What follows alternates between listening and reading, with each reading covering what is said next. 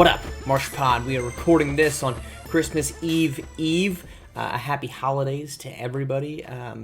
Huge slate of action coming up in the next couple of days in SimWorld U. And we are pretty much for some of these teams, just about at the midway point, particularly for a lot of these teams in the top 10. So I think this is a great time for us to do a little game that I call Make the Case. And we are going to look at the top 10 teams in the country as outlined by the SP Top 25 and make the case for and make the case against them winning a national championship. Now, I am not trying to say I agree with either side of any of these takes. I am simply trying to make the case, and we're going to see if it's a good one, make the case for why they could or why they could not. So before you get out of arms about any of these, because I'll admit some of these cases against are not that strong, that's kind of what the resumes for these teams are. But we've done this before at the SimWorld prep level. We're doing it now. You could make the case that we could have done probably another 4 or 5 teams, but simply for time, didn't want to do those. Maybe we'll do those in short form in other ways. So let's dive in. Let's go 1 through 10. So that means we start off with Duke. Make the case for Duke as a national champion. Simple. Cooper Flag. All right, we've heard this before. We've heard it at the prep level. We've heard it at the beginning of the season. It continues to be the truth. Cooper Flag is the reason why the Duke Blue Devils can be national champions. He is the presumptive top pick when he leaves Duke. He's looked incredible. He is an unstoppable offensive force that does so many good things with the basketball, and he creates opportunities for guys without the basketball. The case against Duke is Jeremiah Minor. He has been much more efficient this season, 47% from the floor, 40% from deep. But he still has a tendency to shoot his team out of games. This season, all but 2 of his games, of the games that Duke has played, he has taken 10 or more shots. When he's on, those are 10 good shots. Sure, there's going to be some chucks in there, but when he's off, it's empty possessions. And most importantly, it's possessions that are not ending with the ball in the hands of Cooper Flag. So Jeremiah Minor can be a really great number 2, but he's hyper-aggressive. He's a downhill threat. Those are good when the ball's going in. They're not so good when the ball's not going in. Alabama, number 2. The case for 3-point scoring and the depth of options that they have. They are 26th in the nation in 3-point percentages, and they have 3 players who are averaging 12 points or more. And DJ Childs, who many thought would be the best player on this team, is 3rd and now looks like he could be a second-round pick. He's been dealing with ankle injuries all season long. Meanwhile, Aiden Weaver and Rodrigo Falls are both shooting 40+%, and neither 2 of them are 3 of the top scorers for the Crimson Tide. So they have depth of options, and they have guys that can be efficient and have big nights as well. Why won't they win? What's the case against rebounds and free throws? They're 70th in offensive rebounds. They're 63rd in defensive rebounds. They do not protect the glass at all. Meanwhile, they shoot just 61% from the free throw line. That is not a recipe for success. You can't get the rebounds, and you don't make your free throws. And that's what traditionally Alabama has done, and that's why if they ultimately lose, that would be the downfall. Kentucky, number 3 team in the nation. The case for they have the best Big 2 in SimWorld U. Glory Tate, Jamison Johnson, both are going to be lottery picks. Jamison Johnson might be the number 1 overall pick. They are the best duo of teammates that we have in college basketball. They combine to score nearly 40 points per game. Jamison Johnson obviously dominates from inside. Glory Tate shooting 40%.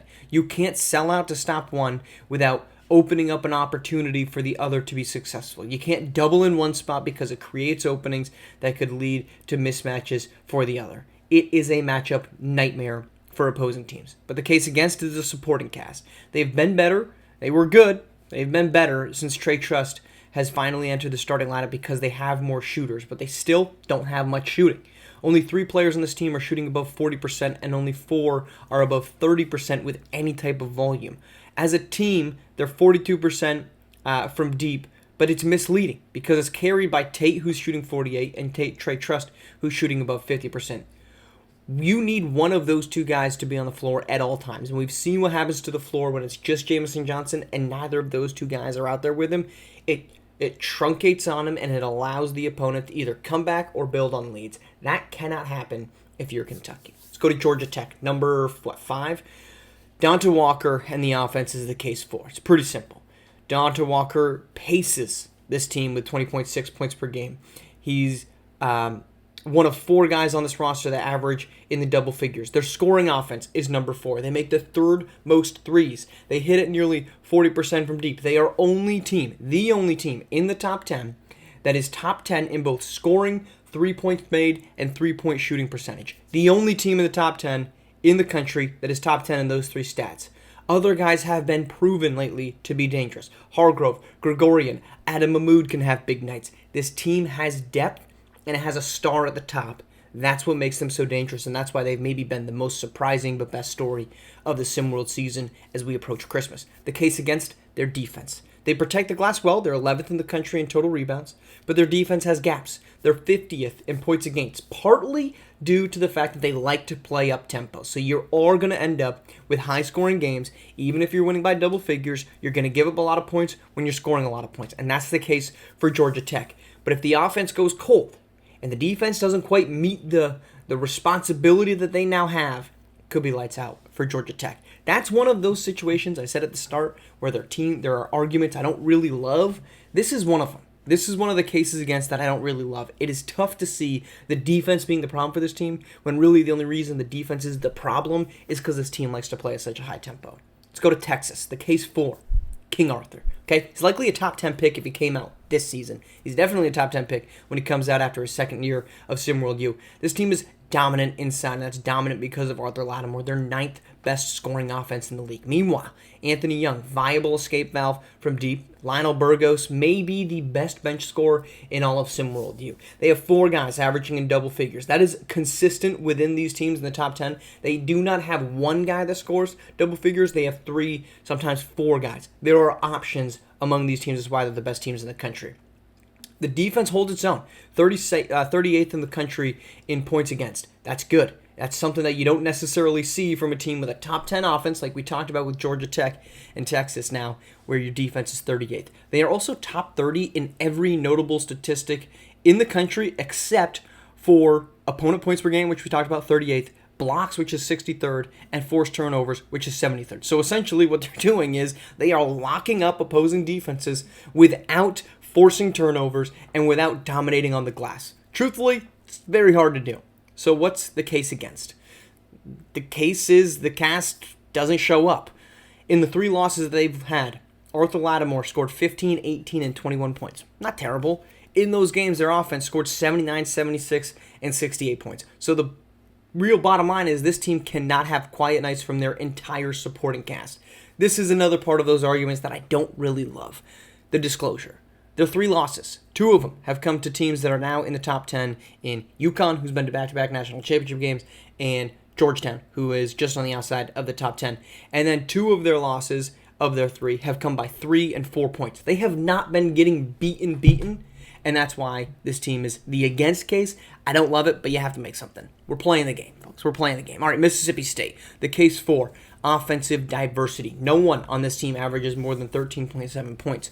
4 guys average between 11 and 13 points on any given night. Anyone can really be the lead dog of this team.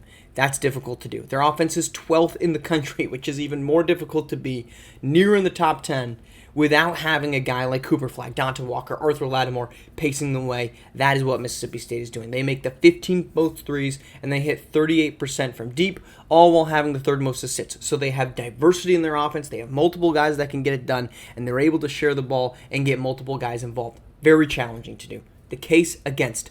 No one stands out. Like Kentucky, the big 3-point percentage numbers are really buoyed by 2 guys.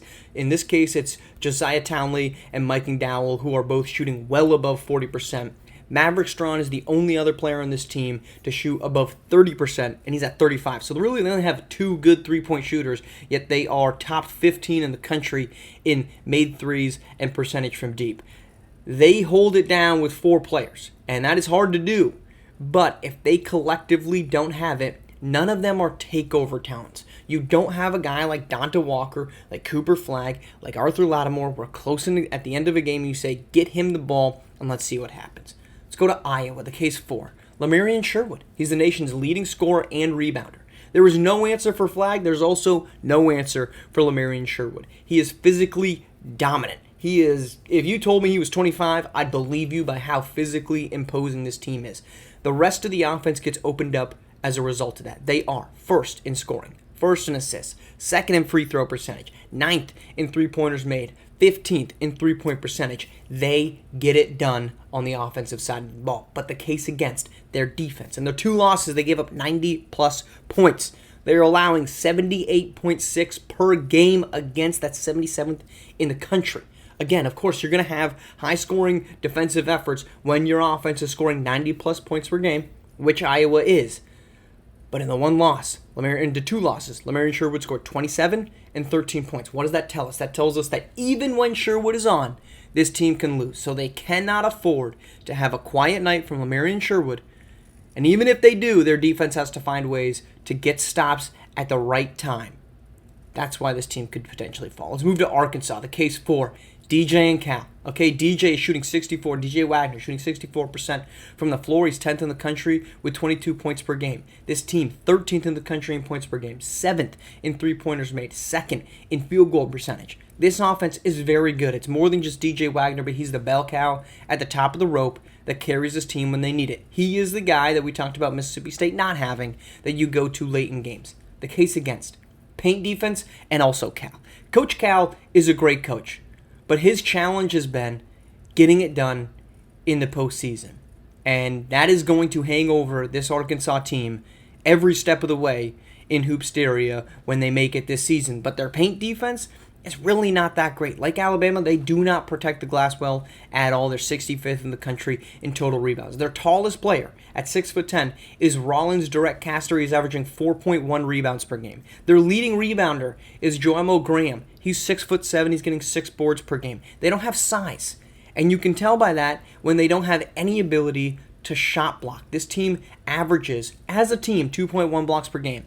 Big Vic Victoris Ilgauskas is averaging 2.1 blocks per game on his own. That's not a good combo. Butler coming in.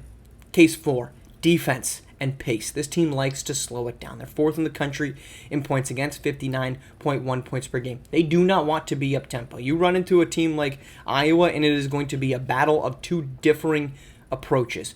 Iowa, who wants to play fast.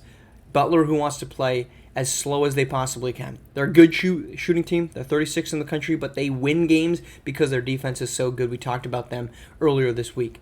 The case against. If the tempo gets up there and you have to get into a shootout, Butler does not have the weapons to do so. They will not, and they have not proven to operate well in high-octane games. If it's a shootout, I think that's where the concern comes for the Butler Bulldogs. Indiana, our last team in the top 10. Case 4, they are good at a lot of things. Mackenzie Mbako is their best player. He's averaging 19 points per game. He's probably going to be a lottery pick. They have 3 guys who are scoring 11 or more points per game. Good things.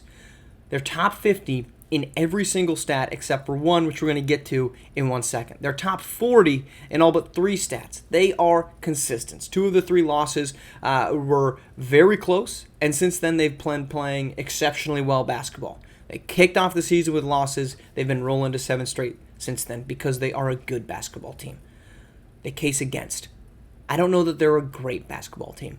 They are top 50 in every single stat. However, they're not top 20 in anything. They do a lot of things good, but they don't stand out and do a single thing great outside of Mackenzie Mbako averaging 19.4 points per game. Oh yeah, and the one thing they are terrible at, free throws. They're shooting 43% from the free throw line. That is 70th or 77th in the country.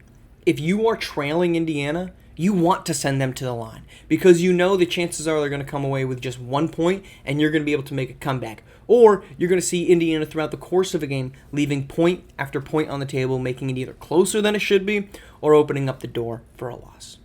That's the case for, that's the case against for all top 10 teams. We're coming back to you tomorrow morning, of course, on SimWorld Today. Appreciate you tuning in here. We'll probably do some of these in short form here in the coming days. Have a happy holidays, a Merry Christmas, a Happy Hanukkah, all of which is coming together at the same time.